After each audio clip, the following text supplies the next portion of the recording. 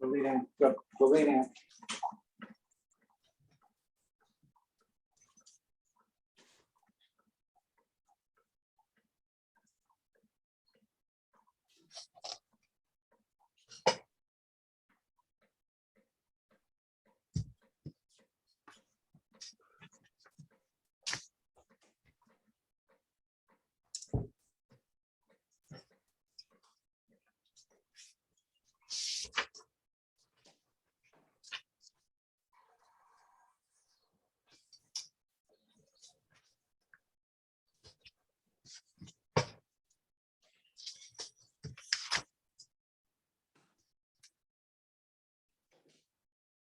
No can do.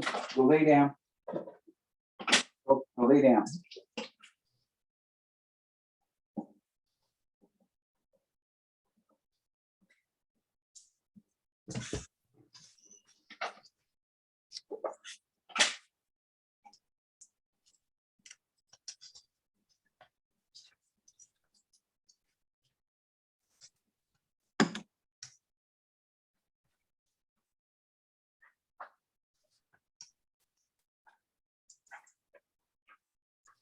Right, Didi?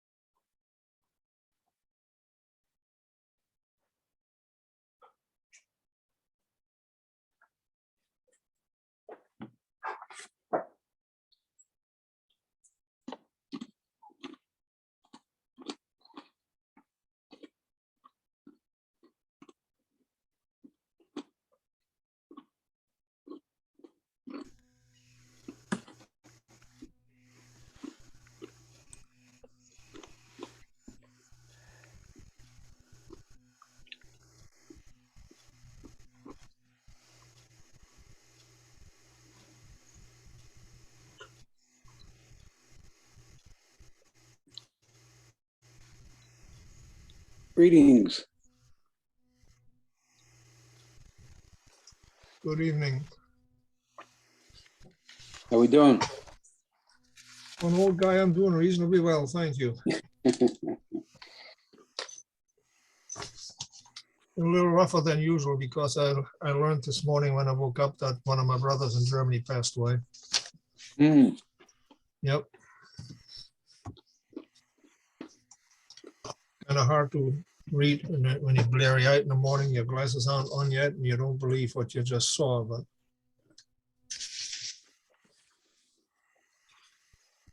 Sorry to hear that. he was not a young guy, but I wasn't quite ready for him to go. So that makes 2 out of 6 that are gone. Wow.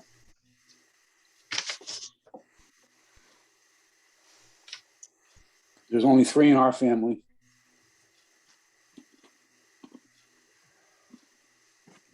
We were 6 brothers, and the 2 in the middle are now gone.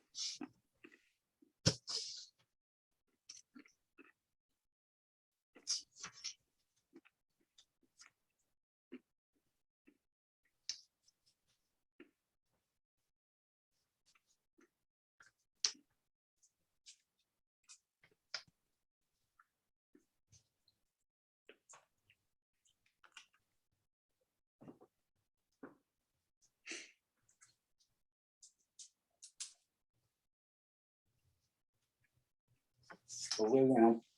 Go. Go.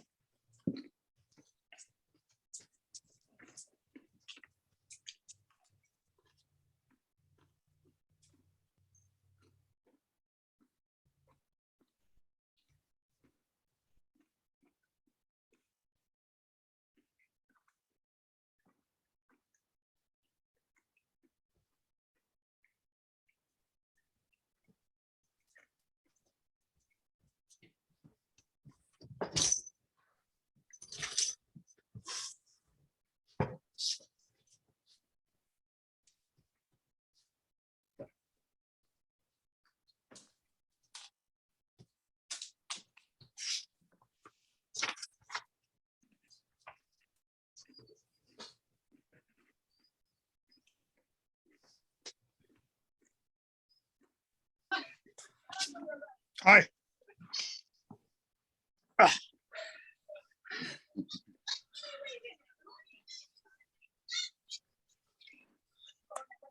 Just the 2 of us right now? I see 2 more on there, but the mute. Ah, I'm sorry. There's a few of us on here. Yes. I didn't see that. My wife will be joining us shortly. All right. I'm going to stay on no video because I'm in the middle of packing and I'm going to mute myself. But I'll be listening. Okay. Okay, I have my commander-in-chief here with me too. That would be Judy. Mhm.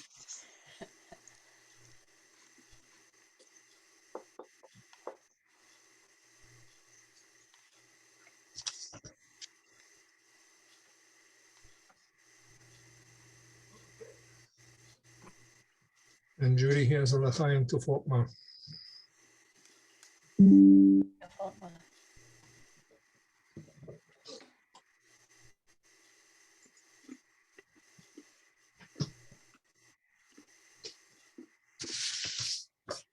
Well, hello there. Hello, how are you? Greetings.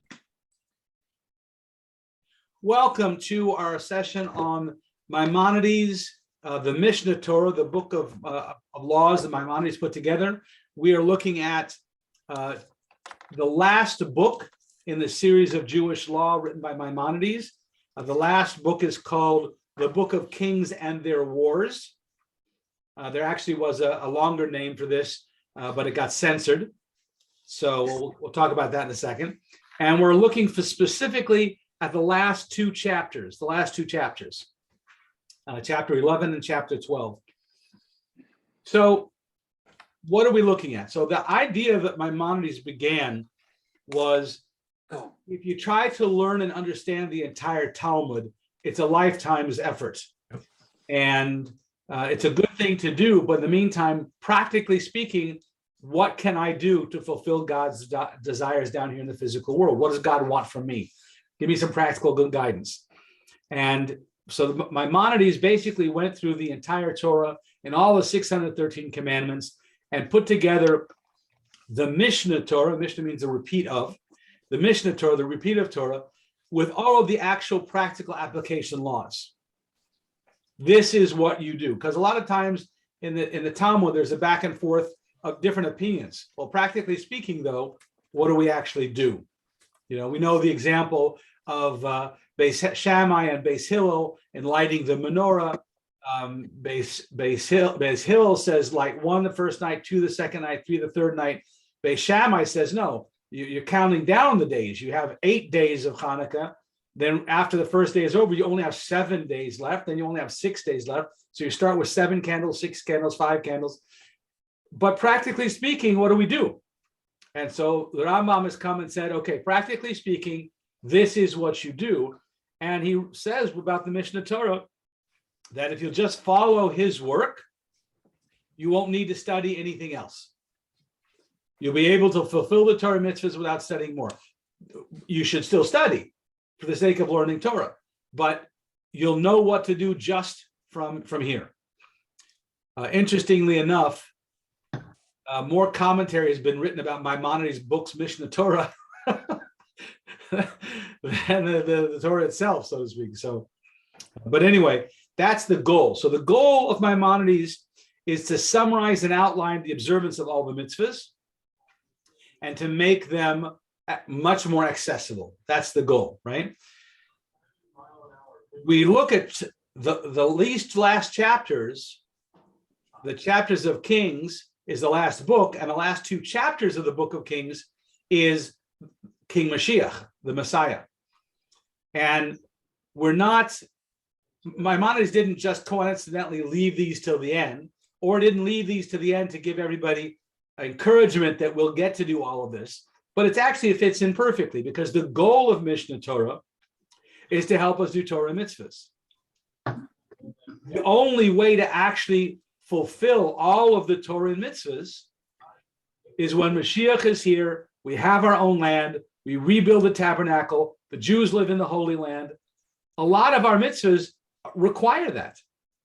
They literally require all of these obligations. So therefore, this conclusions part is to be able to teach us that we have a Mashiach, a King Mashiach, who will come and allow us to actually support us in fulfilling all of the mitzvahs without others getting in our way, without others stopping us.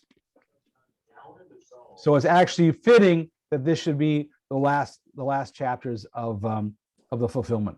So let's get inside. Chapter 11. Chapter 11. And you should all have the PDF. If you don't, please let me know, and I can get them to you. We can even send them over on the chat if necessary. We'll start on chapter 11. Chapter 11. In the future, the Messianic king, Melech Mashiach, the Messianic king will arise and renew the Davidic dynasty, returning it to its initial sovereignty. So the purpose of having a King Mashiach, a Melech Mashiach, is to return the Jewish people to our initial sovereignty, which means no one else has sovereignty over us. We no longer have to worry about fulfilling Torah mitzvahs because we're under somebody else's rule. We are under the king, our own kingship, our own sovereign dynasty, and we have the opportunity to fulfill the mitzvahs in the very best way possible. He will rebuild the temple in Jerusalem and gather the dispersed of Israel. This temple and gathering the dispersed of Israel, again, these are requirements to be able to fulfill the whole Torah. There are a lot of mitzvahs we can't do until everyone comes home. The laws, the sabbatical laws of the Jubilee year, all of these things, they require us all to be home. We all got to be there for the temple and for a lot of the different laws that are required. We've got to all be there for this to happen. And so for us to actually fulfill the Torah mitzvahs in the best possible way, we have to have our own sovereignty. We have to have the temple. We have to go home to Israel. Then, go ahead. Does that mean that the Muslim structures on the Temple Mount have to come down? Or is there room for both? I'm sure this is a politically hot issue, but we can't ignore it. So, well, as we learn further on in the chapter, when we truly have Melech Mashiach, there's an old saying about in the Russian Tsar era, the Russian Tsar, when you had a poritz, a landlord who was in charge of all the people that lived in his territory. So a landlord once asked, "What if your Mashiach comes and I don't believe in him?" That's your problem. And the answer is, then he's not Mashiach, right? Mashiach. Absolutely. We're going to deal with that in just a second. But Okay. but the bottom line is that when you regarding your question about the Muslim temple that's currently the Dome of the Rock that's currently there on our temple site, they will remove it of their own accord and help us restructure. Okay. And it will be done b'shalom, in peace, without coercion. That's what a real Mashiach is about. And we're going to cover more of that. But the Mashiach's for everybody, right? Absolutely. Yeah. So in theory, there should be no problem. There will not be a problem. World peace and no starvation and all these good things. Absolutely. Yes. Then, in his days, the time of Mashiach, the observance of all the statutes will return to their previous state. We will offer karbonos, the sacrifices. We will observe the sabbatical year, the Yovel year, the Jubilee year, all according to the particulars mentioned in the Torah. These will all come to be. Now, that sets us up. That sets us up for, okay, this is what Mashiach is really all about. Let's do some biblical background on this, because everything we do in the Torah has got to be able to come back to the 5 books of Moses, right? Anyone who does not believe in him or does not wait for his coming denies not only the statements of the prophets, but those of the Torah and Moshe Rabbeinu, Moses, our teacher. And he brings this now to clarify this. In other words, this is not anything less than a fundamental belief in faith and the fundamental principles of Torah. The Maimonides put together the 13 principles of faith. One of those is in Mashiach and the coming of Mashiach soon, awaiting his coming. This is a part of our fundamental faith.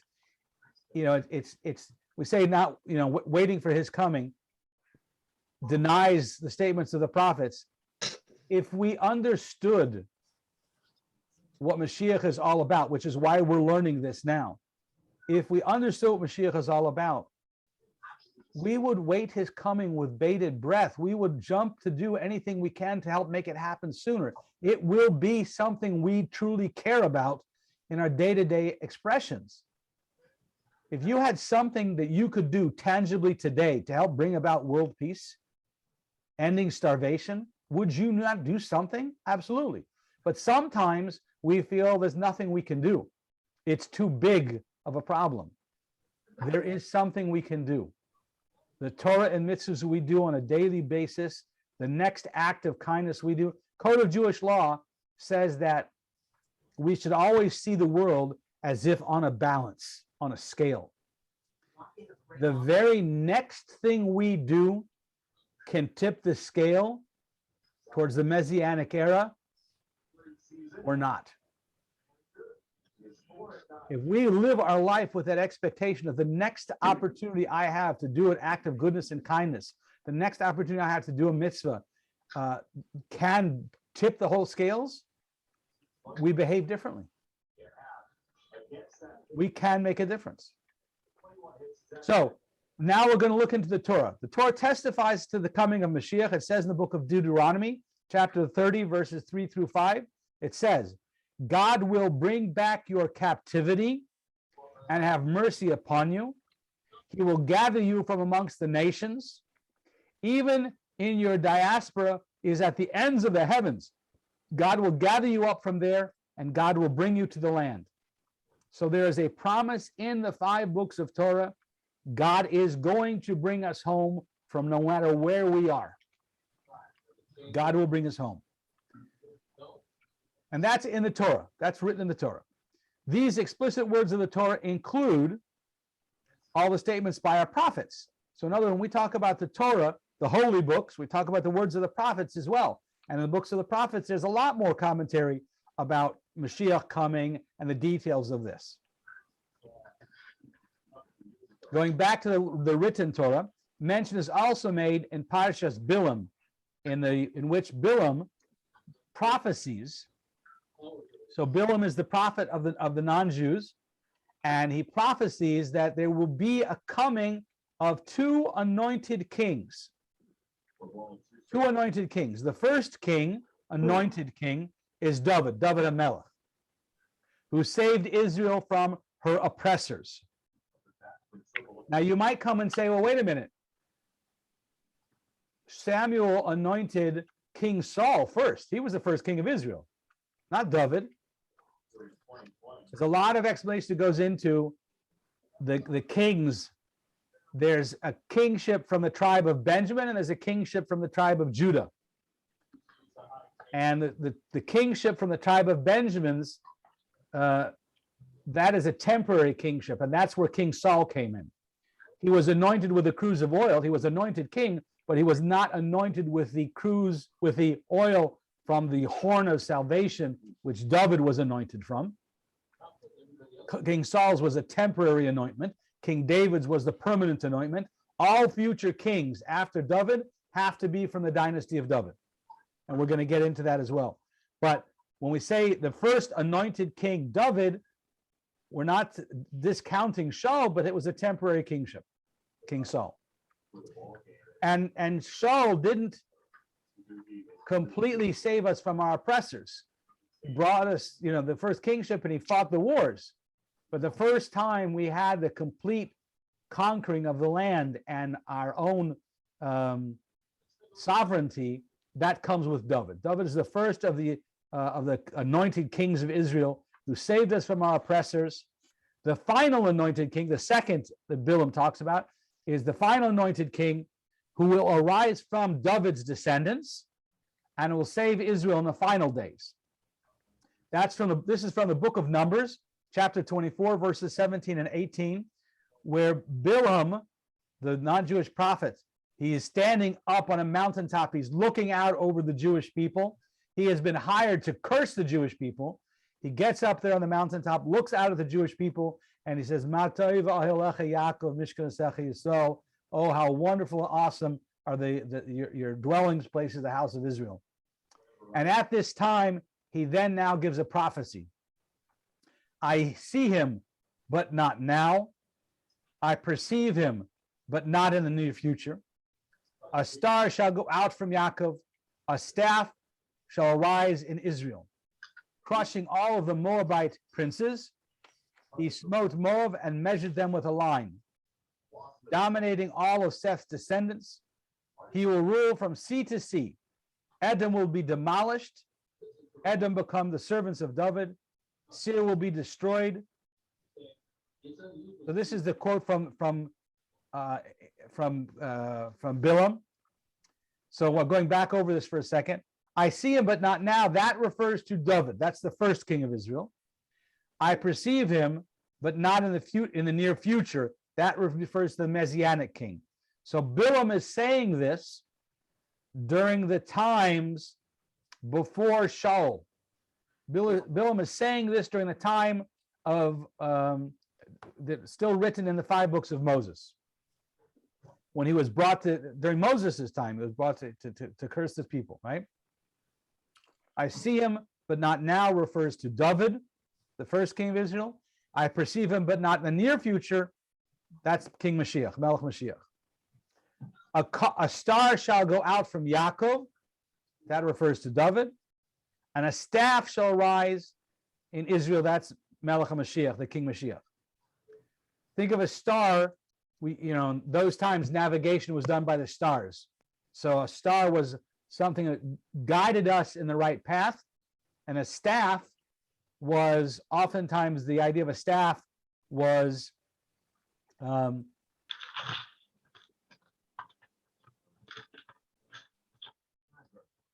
staff was the staff of a shepherd prodding the sheep, getting everybody in line.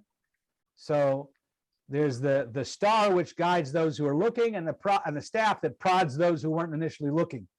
So the idea is that the leadership from David and from Mashiach, David and Melech and Mashiach, both of them, they'll guide those who want, and they'll prod those who didn't intend to, and bring them all in line.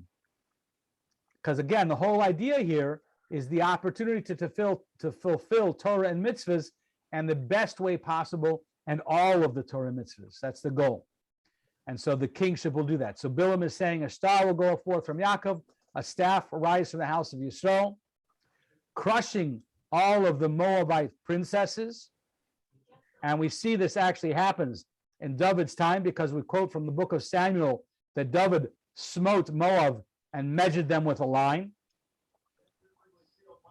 And we see that from the book of Zechariah regarding Mashiach as the staff of Israel.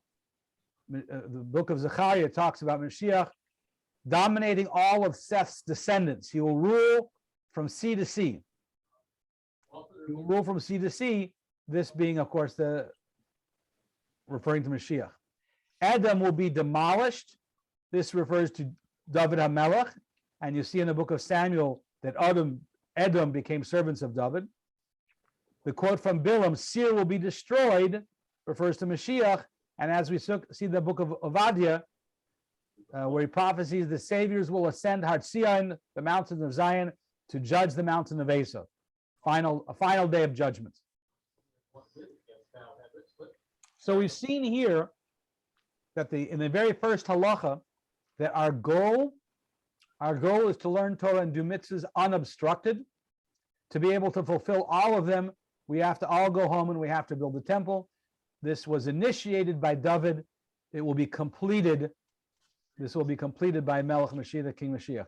And these are his responsibilities. So, we talk about goal setting and smart goals that are tangible, that are measurable, goals that have a time frame to them. We want to set goals. Here, we're looking at, these are the goals, the biblical goals that have been set for us. Fulfillment of Torah and mitzvahs in the best possible way. What's required to do that? And we're looking at the chapters of the book of Kings and the chapters about Mashiach. What are the goals and objectives, responsibilities of Melech Mashiach? You can't truly desire something if you don't know what you're talking about. So our goal here is to understand the idea of Mashiach so that we can be invested in the goal, invested in the outcomes. Halacha number 2. When we're talking now about what will be when Mashiach comes, what are the full goals? What does it mean to be able to live in that Messianic era? Similarly, in regard to the Orei Miklat, in the book of Deuteronomy, we talk about Orei Miklat. An Orei Miklat was a city of refuge. there were cities of refuge established throughout throughout the land of Israel. And these were places that if someone accidentally killed someone, it wasn't intentional, he did not harbor animosity to begin with, there was nothing planned, it was an accidental murder. If the family pursues the accidental murderer and kills him or her, they are not held accountable because they did so out of anguish, out of emotion. What is a accidental murderer supposed to do? What can he do for his self-defense? He goes to a city of refuge where he is protected by biblical law. The family who seeks revenge, they are not allowed to pursue him into the city of refuge. He is protected in that city of refuge. Now, Hasidic teaching understands a little bit more like what it means the city of refuge. The city of refuge, these are cities that are operated by the Kohanim and the Levium. So they're already cities that have a higher standard of living and a higher standard of Avish Yisrael, of caring for one another. So they're more educated communities, they're more holy communities, they're more loving communities, they're cities established by Kohanim and Levium who live there. How did the guy become an accidental murderer? Something went wrong. By going and living in an Or Miklat, a city of refuge, he is surrounding himself by an environment that will help him be a better person, that will help him grow and become a better person. So we always like to ask the question, well, that's nice about, in the times when there are Or Miklat, what does that have to do with us? So in our times, a place of Torah, a yeshiva, a synagogue, a studying Torah class like we're in right now. This is an Or Miklat. This is a city of refuge. This is a time a time and a place to be able to gather ourselves together and improve ourselves so that we can be better people. So this is where we can seek refuge from the craziness of our days. And that's the beautiful part.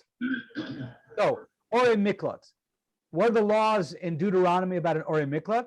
The Deuteronomy says that when God will expand your borders, meaning when you move into Israel and you slowly but surely take over the Holy Land, then you will you will build 6 cities of refuge in Israel.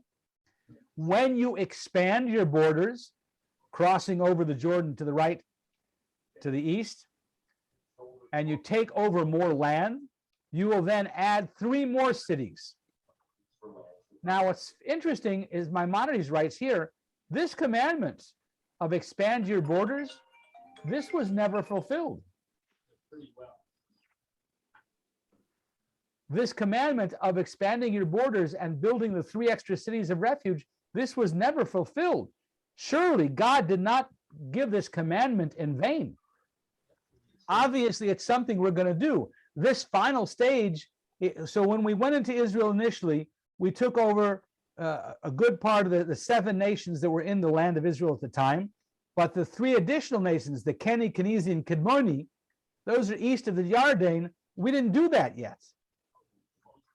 So obviously the Torah is not written in vain. That's going to come a time when we're going to do that. When we do that, we have a commandment to build these extra 3 cities of refuge. Why is the Rambam bringing this down? If you had any question whatsoever about the requirements of Mashiach, what does that include? It includes establishing the land, expanding the land into the land of the Keni, Keniz, and Kadmoni, building the additional 3 Or Miklat cities of refuge. This is a commandment that was given that has never been fulfilled. Obviously, we have to fulfill it. There will come a time when Mashiach will come and he will do this. And again, this is an additional biblical proof that Mashiach will come and we will fulfill this commandment in the best way possible. As to the prophets, there's no need to cite proof from the prophets, from their books, because their books are filled with mention of the idea of Mashiach coming. It's packed with it. So we don't need to go further into other examples there to prove that there will be a Mashiach and what his requirements to fulfillment are. How do we know he's actually Mashiach? We don't need to look there because we already have biblical sources, but there's much more in the books of the prophets as well.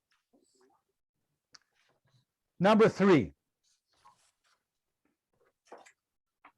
How do you know who is Mashiach?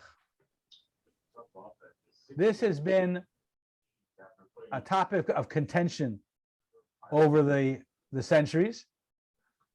And in fact, it's interesting that if you remember, what was the very first, you can turn off your mics for a second, remember what was the very first book printed? When printing presses came to exist. Gutenberg Bible. Gutenberg Bible. Gutenberg Bible was the first one. When the printing presses first came out, they were under the rule of the king. Nothing could be printed without the permission of the king. In those times, the kings were all under the control of Papacy. the Catholic Church, the papacy. Yep. Nothing could be printed without the church's approval. Every book that was printed had church approval before it could go to press. Nothing new under the sun. Now, we have copies of Maimonides' work, but there were things that had to be censored to get approval to be printed. How do we now know what was censored and what was not? The Rambam was Sephardic. He did this work in Sephardic countries. He did this in Spain and in Portugal, and then in Egypt, and then in Israel. But he printed, his printings were done outside the papal jurisdiction in Sephardic countries. When we compare the Sephardic copies of Maimonides' work to the published ones in Europe, we now find out the areas that were not printed, that were censored. And we'll look at some of that here, right? One should not presume that the Messianic king must work miracles and wonders, bring about new creations within the world, resurrect the dead, or perform other miraculous deeds. That is definitely not true. Doesn't the Torah say that the Messiah is going to resurrect the dead? Where did that come from? So we're going to get to that. Okay. We will get to that. But that, who is Messiah? What happens then? It's not a requirement of knowing who Mashiach is that he does miracles. Okay. And we're going to take a proof of this from the deeds of our sages. In fact, the Rambam is going to bring an example of one of our greatest sages, Rabbi Akiva. During the time of Rabbi Akiva, there was a tremendous upheaval and destruction and the conquest of military conquest of the Jewish people. During this time, the Romans ruled, and there's stories about Rabbi Akiva and the Romans and things as well. But there came in his time, there came a gentleman by the name of Bar Kokhba. Bar Kokhba or Bar Kaziba. Bar Kaziba was the son of the star. Remember Bilam's prophecy about a star will rise? So Rabbi Akiva felt that that was Bar Kokhba. And he called him Mashiach, and he went to carry his arms, to be his arms bearer in battle. Rabbi Akiva, this is Rabbi Akiva's behavior, right? Let's read inside. Proof may be brought from the fact that Rabbi Akiva, one of the greatest sages of the Mishnah, was a supporter of King Bar Kokhba, and he described him, he referred to him as Melech HaMashiach. That's how he referred to Bar Kokhba. And he and the sages of that generation, they considered him to be the Messianic king until he was killed because of his sins, because of his frailties. And once he was killed, they realized he's not the Mashiach, but rather he was just another one of the great leaders of Israel who tried to forward things together, but he did not complete it and he failed. You can say the same thing about Jesus, no? I mean, he's not the Messiah. We're going to come there. We're going to come there. I keep getting ahead of you. So once he was killed, they realized he's not Mashiach, but they never asked him to perform any signs or wonders or any miracles. So what did he do? What did he do that gave us the understanding that he should be considered as Mashiach? The main thrust of the matter, Torah, its statutes, its laws, those are everlasting. We may not add or detract from them. What happened here? So, and we're going to get into this again in just a second, but there came a leader by Kochba. He strengthened the fulfillment of Torah and mitzvahs. He encouraged people to do Torah and mitzvahs. And he tried to save the Jewish people from those who were oppressing us. He did all those things Mashiach is supposed to do. In that time, in that perspective, they considered him to be Mashiach. But we're going to talk about two stages of this. There's a Becheskas Mashiach, when we should consider someone to be Mashiach, and then a Vadai Mashiach, certainly Mashiach. If someone's in the process, we can consider them to be Mashiach. In fact, in most of the old yeshivas, everyone used to say, my Rosh Yeshiva, the head of my yeshiva, for sure he's Mashiach. Because look, right? He's doing all these things to help the Jewish people and you know, within our community, right? Well, Bar Kochba was not just the community, it was the entire nation of the Jewish people at the time. And so Rabbi Akiva considered him to be Mashiach. And here answers one of your questions. This halacha here, the main thrust of the matter is the Torah, its laws are everlasting. They are not to be added or subtracted from. Nothing should be changed. And this obviously rejects the concept that's shared by Christians and other false Messiah movements, that after Mashiach's coming, the observance of Torah mitzvahs is nullified. It's changed. Anyone who comes and says, yeah, that was, but not anymore, that's a false Messiah. Flat out. The entire purpose of Mashiach is to strengthen the observance of Torah and mitzvahs and strengthen the opportunities for the Jewish people to fulfill them. This is not about world dominion. This is not about world conquest. This is opportunities to do Torah and mitzvahs. Anyone who deviates from that is clearly not Mashiach. Okay, but we're allowed to interpret the laws, right? I mean, they're obviously different groups interpret them differently, but still, I think every denomination has some interpretation in order to keep up with the times. So there's a distinction between interpretation and development as opposed to nullifying. Yes. Right? Putting on tefillin is still putting on tefillin, and it's still a commandment. It's not a suggestion. So that again, it's about understanding in our time and place, how do we fulfill this mitzvah? Not, okay, we don't have to do that anymore. Right. There's still commandments. And this concept is emphasized by the following lines taken from a Yemenite manuscript of the Mishnah Torah, which was stricken, censored from the text, the European text. In a Yemenite manuscript, the line here exists: anyone who adds or subtracts or who reveals false interpretations of the Torah to imply the mitzvahs are not to be understood simply as they are stated, that person is surely wicked and a non-believer.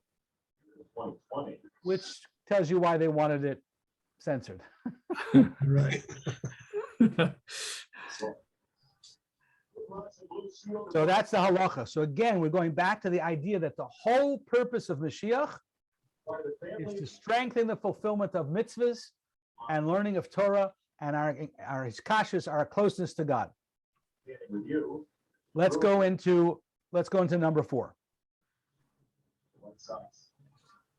If a king will arise from the house of David, so that's requirement number 1. Right. Got to come from the house of David, who is learned in Torah and mitzvahs. So he's got to be a Talmud Chacham. He's got to be a Torah scholar. And not only that he is a Torah scholar, but as prescribed by the written and the oral law. Don't come making any changes here. So he's from the house of David. He's a Torah scholar. He's following it, not changing anything from what we know from the Mishnah and the Gemara and everything else. And he's as observant as David HaMelech is. And he will compel the house of Israel to walk in the way of Torah. So he's encouraging people to fulfill the Torah and mitzvahs as we know them. And he reinforces the breaches in its observance. Those areas that have become weakened or forgotten about, or he's going to reinforce these things. And they'll fight the wars of God. That doesn't necessarily mean a physical war with life and death. That means the wars of God can be the light against darkness, good and evil, right? But he will fight the wars of God. We may, with assurance, now this is Jewish law. This is Torah law. This is Maimonides is giving us the law. We may, with assurance, consider him Mashiach. That's Becheskas Mashiach. If he succeeds in all the above, and he actually builds the temple in Jerusalem in its place, and he actually gathers the dispersed of Jews around the world, he is Vadai Mashiach. Then you know he's Mashiach. So when it's in process, you can consider him to be Mashiach. But until it's done, you don't know Vadai for sure who's Mashiach. So in every generation, we have to have at least one person who's Becheskas Mashiach, one person who we think is Mashiach, because he's the one who's doing the most within the entire Jewish people. He's the one who fits the category. A descendant of King David, and he's righteous, and he's building up the foundations, and he's helping Jews come back to Torah and mitzvahs. The one who's working hardest on these things and seeing accomplishment with these things, he should be considered Mashiach. And we should do like Rabbi Akiva. We should get behind him. We should do everything we can within our power to help this happen. I have one question. Yeah. As stated, I think during another discussion or so, lineage these days is a challenge. Yeah. So the first requirement, he should be of the house of David. How can anyone be assured that somebody's lineage goes all the way back to David? Good question. Good question. So those people who are Kohanim and Leviim, by and large, have been carefully tracking their lineage and have at least a 3-generation evidence of their lineage. And we call them up for Kohen, we call them up for Levi, we give them special honors.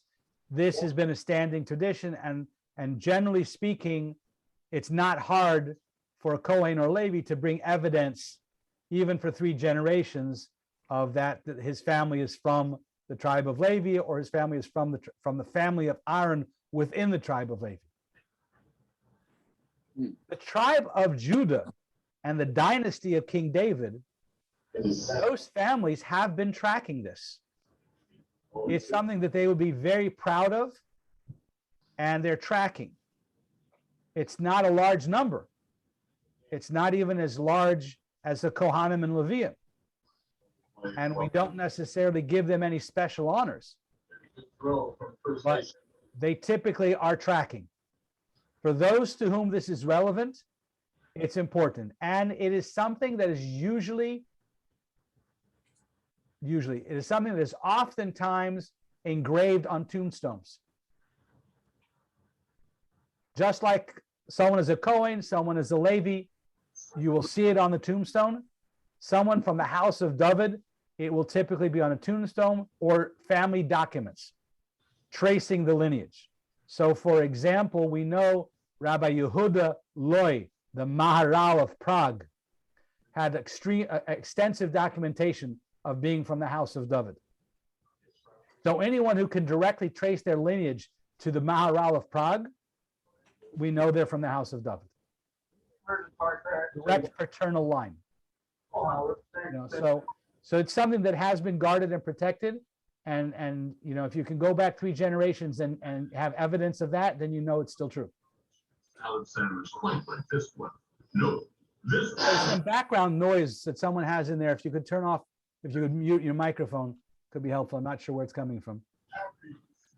Okay. Continuing, halacha number 4. So we have a Vadai Mashiach, right?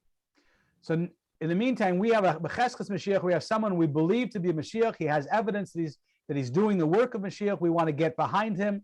And if you were wrong and he got killed like Bar Kochba did, in the meantime, more happened, right? In the meantime, more Torah mitzvahs happened and things were improved to some degree. More Jews were helped to fulfill Torah mitzvahs. It's not a bad thing as long as he's actually following that pattern. But the person who is Vadai Mashiach and he brings the Jews home and he builds the temple, he will then improve the entire world, motivating all the nations to serve God together.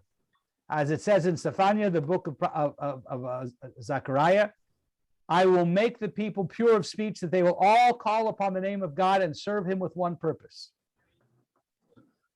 So the goal is initially for the Jewish people and bringing the Jewish people home and securing them and building them up, and then to expand to the rest of the world so they too recognize the greatness of the service of God and how it can only improve their lives and do good things. That's the job of Mashiach. Now, if he did not succeed to this degree, or he was killed, he's surely not the Redeemer promised by the Torah. So if he didn't succeed or was killed, if he didn't succeed means he died before, if he did not succeed means he's not done. If he was killed, then he sure is for sure not is not. He's surely not the Redeemer promised by the Torah. Rather, he should be considered. You just came in. Go lay down. He should be considered as all the other proper and complete kings of the Davidic dynasty who died.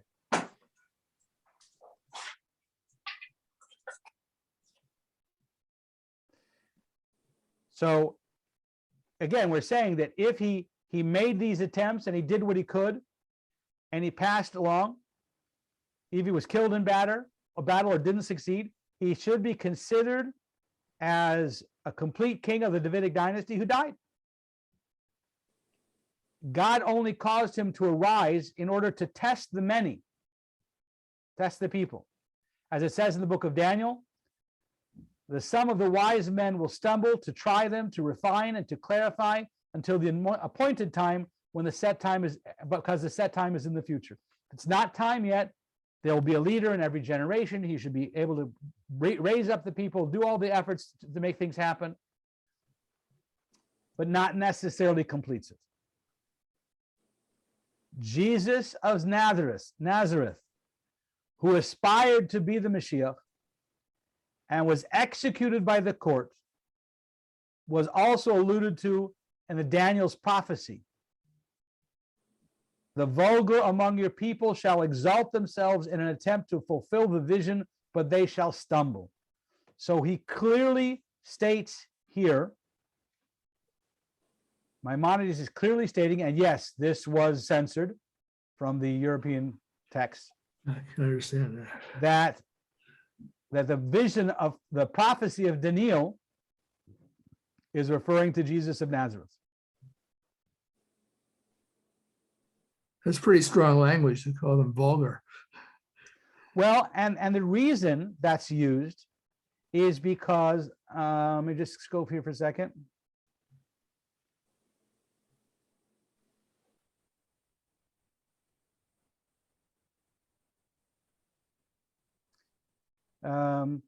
If he did not succeed to this decree or he is killed, he's surely not the Redeemer. This passage Right.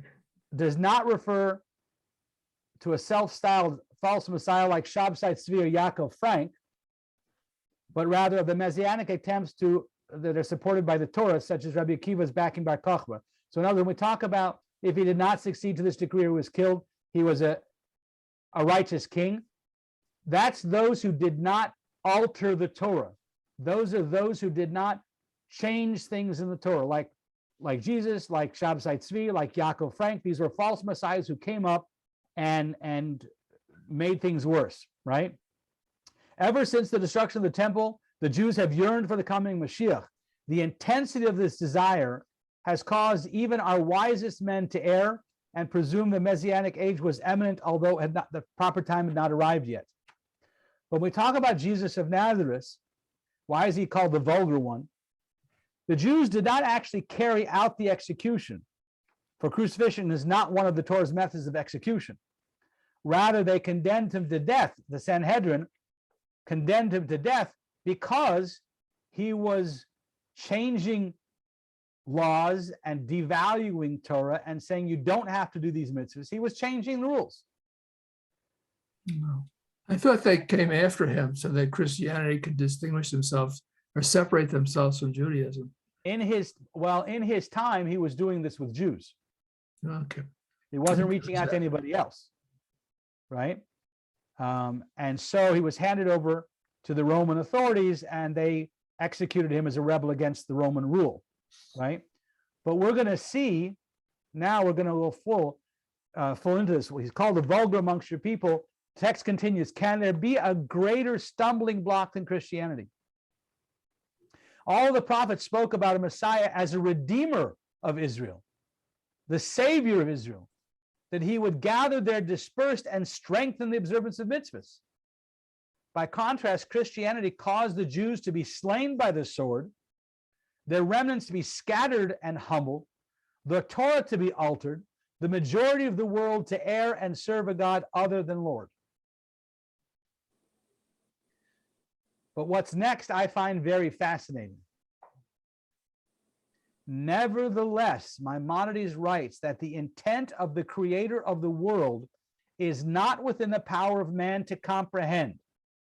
We're not going to understand this. We're not going to get this. His ways are not our ways, nor his thoughts our thoughts. But Maimonides writes here, ultimately, all of the deeds of Jesus of Nazareth and that Yishmaelite who arose after him, the whole Muslim world, will only serve to prepare the way for Mashiach's coming and the improvement of the entire world, motivating the nations to serve God together, as it says in Sephania, a prophecy from the book of Zechariah, I will make the people pure of speech, that they will all call upon the name of God and serve him with one purpose. The ideas that, now let's remember that Maimonides, he lived before the Spanish Inquisition, before the massacres perpetrated by the Crusaders. And even then, he was already talking about the Jews having suffered martyrdom at the hands of the Christians. It only got worse, right? As far as Christianity reviews the mitzvahs as unnecessary in our present age, the statement about the world to err and serve God other than the Lord, this statement appears to label Christianity as the worship of false gods. But it's interesting because there is there is an argument between Maimonides and Nachmanides about, is Christianity actually avodah zarah, idol worship, or not? There's actually a debate that when we talk about the concept of the Trinity, there are authorities that review the belief in the Trinity as considered as a worshiping God together with an intermediary, and that is actually an act which is permittable for non-Jews, not for Jews, but for non-Jews. It's not considered idolatry to worship God through an intermediary. So there's an argument that whether Christianity is idolatry or not, but either way, it certainly is not for the Jews.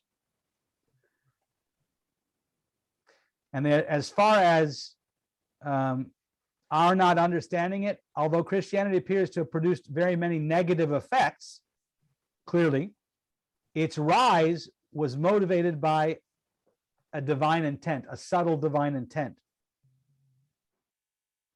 Indeed, these faiths have destroyed much of the paganism that existed throughout the world before their advent.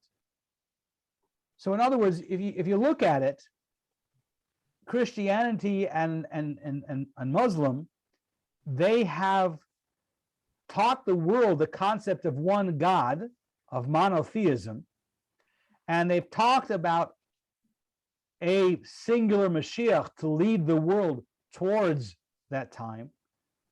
So in many, outside the Jewish world, they've actually changed the world in a way that helps prepare for Mashiach.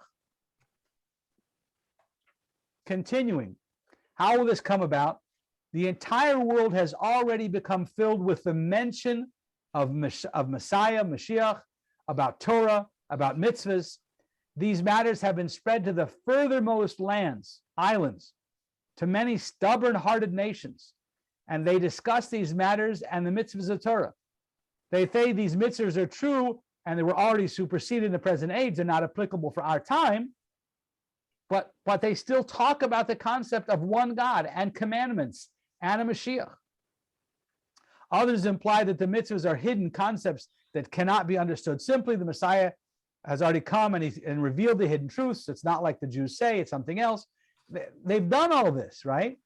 But nevertheless, they've talked about one God, mitzvahs, and a Mashiach. And the Rambam says that when the true Messianic king will arise, and he'll prove successful, his position becoming exalted and uplifted, they will all return and they will realize that their ancestors endowed them with a false heritage and their prophets and ancestors caused them to err. So the Rambam is saying very clearly here that when the real Mashiach comes and he gathers the Jews home and he builds the temple, the rest of the world is going to come and recognize that fact.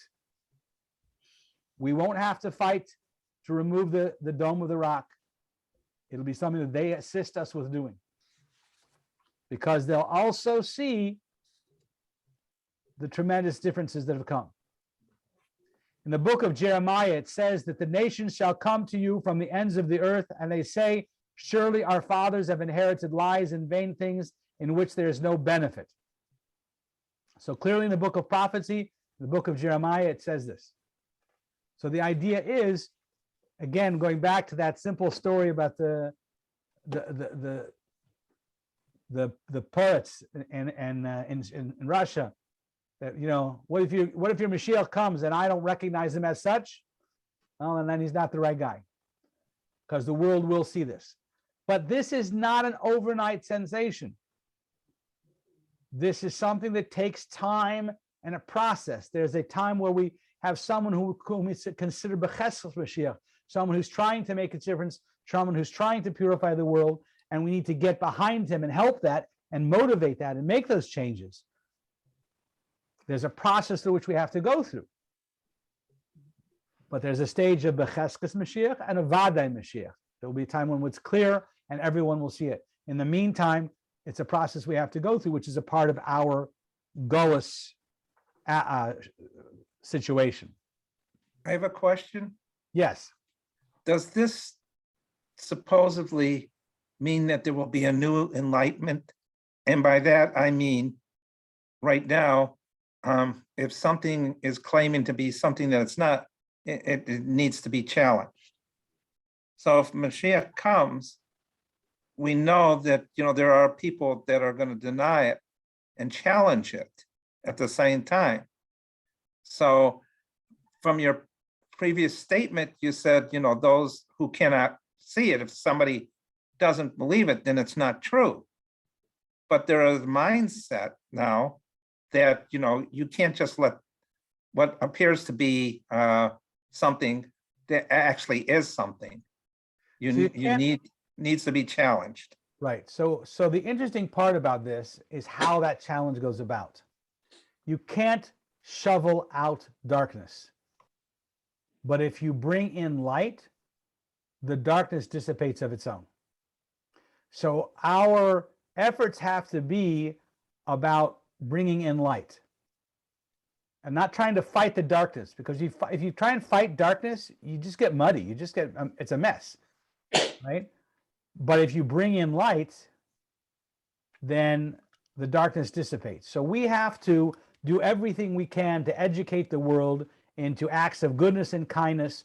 That's the job of the Jewish people. We're a light unto the nations, an or l'goyim, a light unto the nations. Our job is to be setting the example of how things could be done and should be done, and how to bring world peace about. Things like these are all part of our responsibilities as a people, to be the best example we can be. Now, there are times when one has to take up the sword. There are times when one has to fight back, and fight back. It's a war. It's a physical war, and there are deaths, and you have to, that. So when I say you fight darkness with light, that's the spiritual side of things. But clearly, Jewish law, not here where we're studying, right? But in Jewish law, it says, for example, if there is substantiated rumor that the enemy of the Jewish people is going to attack, we have to do a preemptive attack. Mm-hmm. Don't wait. We are obligated by Jewish law to save Jewish lives to the extent that we have to do a preemptive attack. And not only do we do a preemptive attack, Shabbos or Yom Tov, we have to do so. Even on Shabbos, we have to do a preemptive attack based on substantiated rumors. You don't have to prove this. You have to have substantiated rumors that the enemy is going to attack, and you're obligated to do a preemptive attack to save Jewish lives. Do not wait. So Jewish law is telling us the sanctity of Jewish life is always a priority. Sanctity of life is always a priority. When we can add light to remove the darkness in the spiritual realm, we have to do everything we can. We do that by doing Torah and mitzvahs and teaching the world a better way. But it doesn't mean we have to be pacifist. God forbid. We have an obligation to take up arms, to prepare for it, and to be ready. But we do so with the hope that shining a light should be sufficient. And we never stop trying to educate about the goodness and the kindness and the light. This wraps up chapter 11. Next week we'll go into chapter 12, and we'll get into some of the prophecies and some of the details of now versus then, and the prophecies about wars that have to happen and don't have to happen. What does that actually mean? We'll get into some of that in chapter 12. But I'd love to hear your feedback from chapter 11, what you've picked up and learned and thought about, and any questions. Now's a good time. Well, when you talked about the Sanhedrin, I come out of a Christian background, and we were always taught that the Jews killed Jesus. We murdered them. But coming out in the way you explained it, you don't hear that from the Christian side, that he was put to his death because he was going against the Torah, the laws. Instead of So- teaching laws, he was going against the laws and changing things. So there's a lot of ignorance in the world, even within folks that are coming from religious backgrounds. At the last Vatican conference, it was clarified that it was clarified by the Pope, and the Catholic Church now acknowledges that Jews did not kill Jesus, and that Jews do not need to be proselytized because they already are, quote, saved. They're already within. And that's part of the Catholic Church teachings nowadays. The question is getting their message out to their people. There's still a tremendous amount of ignorance and old school philosophy of those who are not, changing along. But the Catholic Church itself, which slaughtered thousands of Jews because of that, has now formally apologized and formally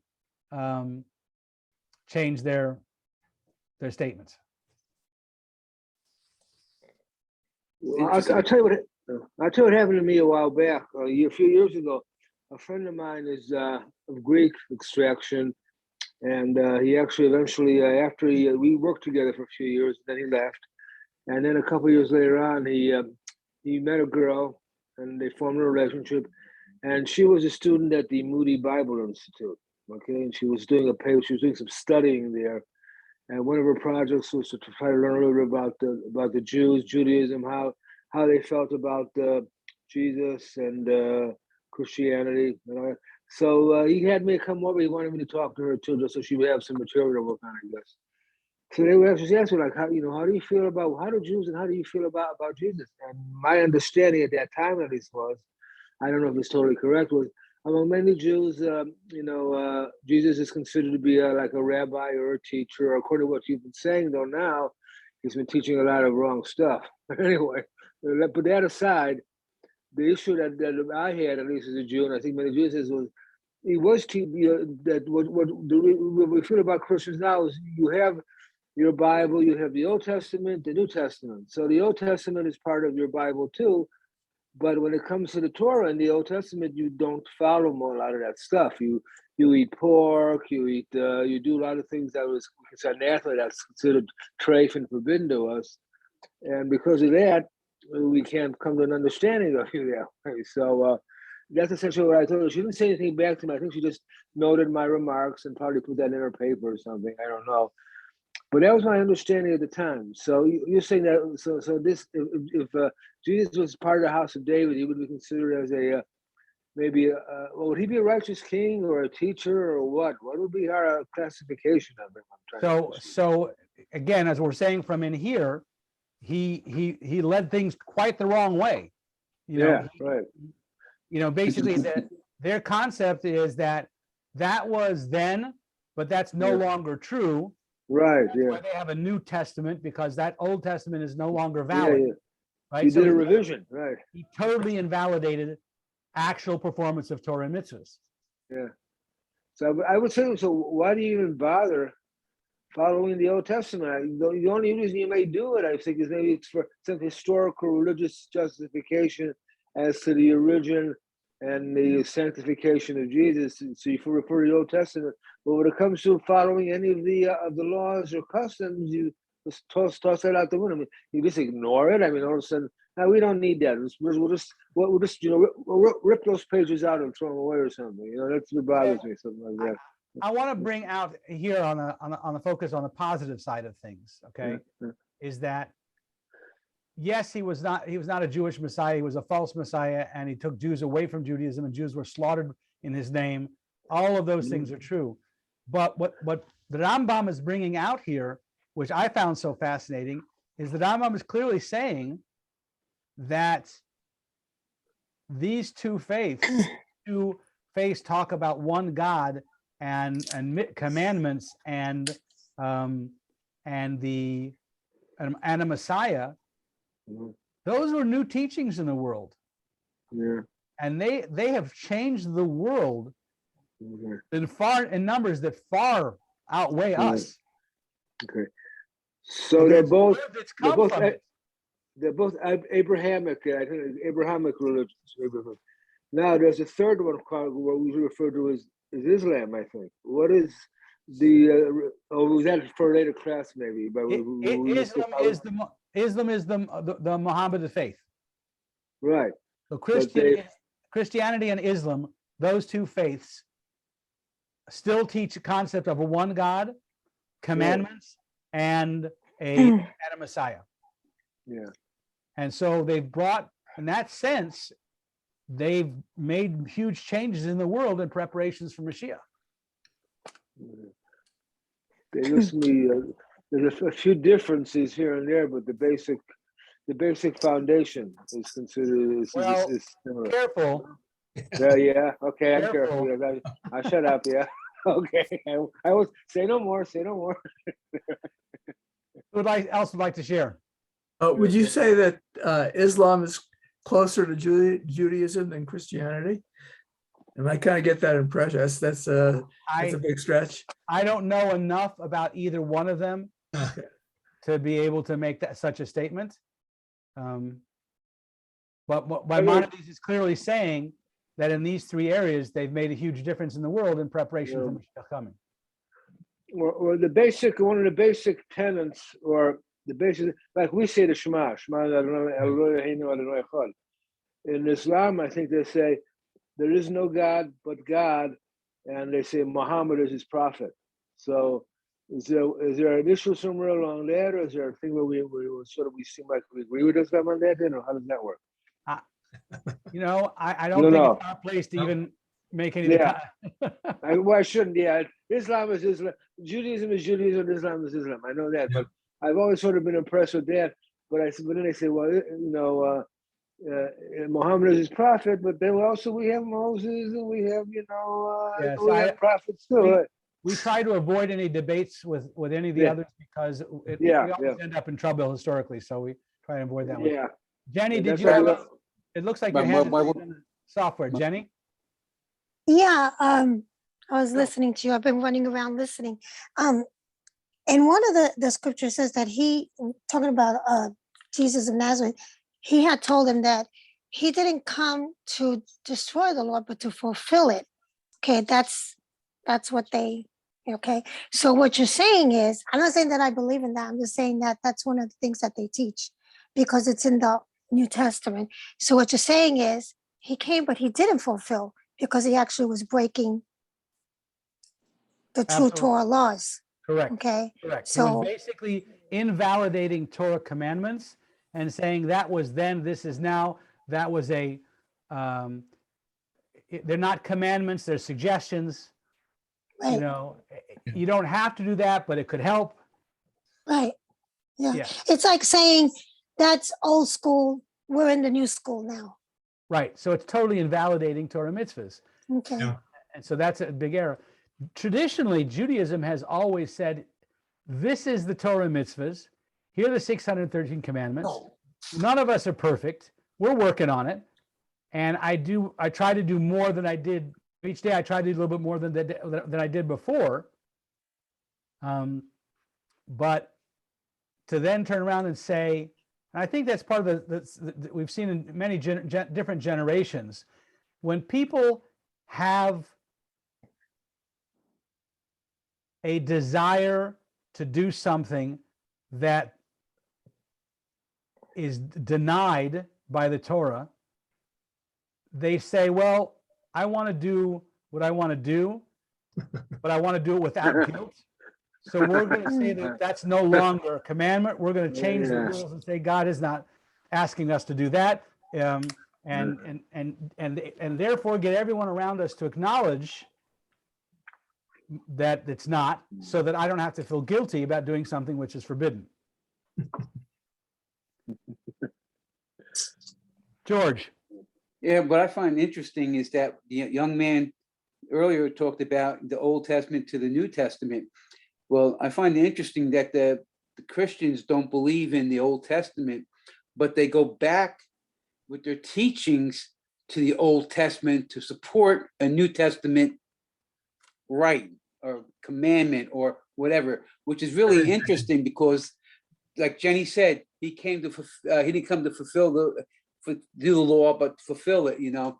But the thing about it though, how can you sit there and tell me you don't believe the Old Testament, but attach it to the New Testament? So here's where I'm coming from.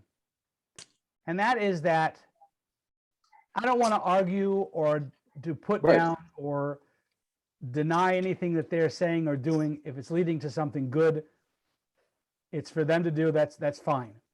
My focus is on Jews and Torah and mitzvahs.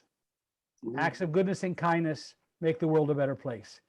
If what they're doing is helping them live a better life and a life that's helping other people and it's not hurting anyone, not my place to take them up. There was a rabbi, I'm trying to remember his name in the moment right now.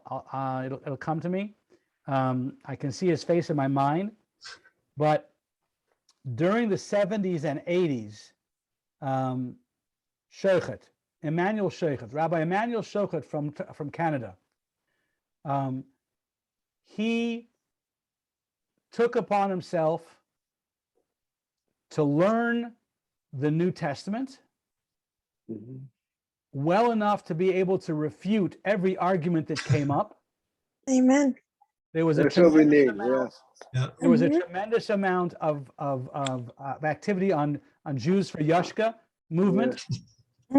And he went across the country, across North America. I think he also ended up in Europe, but certainly across America. And his point was to teach Jews about Judaism and to refute any of those comments that were coming up from the Jews for Jesus movement. He attacked them vehemently. But what I want to bring out, is that at the beginning of every meeting, he'd have hundreds of people in the audience, and he would say, I'm here to speak to Jews.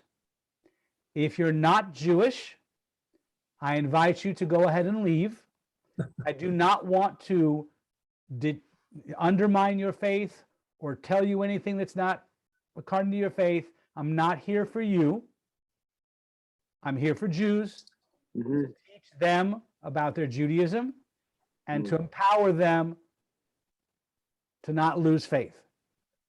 Those topics will come up. We'll discuss them. But if you're not Jewish, I'm not here to talk to you. And I remember when he was in California, there was a couple of people that used to follow him around at every event that he spoke to speak up and try and push their agenda. And he would introduce them in the crowd. He's at the beginning of his conversation, he would say, by the way, ladies and gentlemen, I'd like to introduce to you Joe Smith. He's in the third row and the fifth, and he follows me. He is a leader of a Jews for Jesus movement, and he is trying to refute things. He typically gets very argumentative and loud, in which case we'll again ask him to leave. Again, he did this publicly, right? Because that's what they were doing. So he said up front, that's who it is. This is what happened. And we may have to ask him to leave, but I want you to know who it is, and it's not just some random guest. But I say this because if we look back at what Maimonides said, right? There's been something that has happened in the world that is bringing the world towards the time of Mashiach. That's happening there, and we don't understand it. It looks awfully aggressive and violent to us. We've certainly suffered at their hands. That's not for us to understand. Somehow it's part of God's plan. Jenny. I was interested that you brought that up because they're still around. There are still around. Jews for Jesus still around. In fact, they're in my family, okay? And every time we get together, that's why I don't like to go over there. They will corner me in a corner, okay? So, I just kind of like let it go. But they just can't get it, and they will not accept it, So when my mom, bless her memory, when she passed away, they had a Christian service because, of course, she was Christian or whatever. And they had all this stuff going on. And they even brought in some Jewish people that have become Messianic. They call them Messianic now, and they try to get me to go towards them, and I'm like, I'm here because Mom, I'm not here for you, you know. Oh, but they still try. Come when Easter comes, I always get a card from them. I'm So- like, they don't get it. They just So, don't there's accept a- it. There's when we talk about in engineering, we talk about a critical flaw. Mhm. Yeah. It's built Talking in. about You a can't do critical anything flaw, about it. Yeah. we're talking about something at the most prime level that flaws everything else that comes after it. If Jesus came to save the Jews and the Jews never accepted him, there's a problem in the whole premise. Right. So they can't settle. But our job is not to convince them and change them. Our job is to be the best Jews we can and help other Jews be the best Jews they can. And that in itself, we call a dugma chai, a living example. If we'll do what we're meant to do and we'll do a good job of it, others will take notice and it'll make an impression.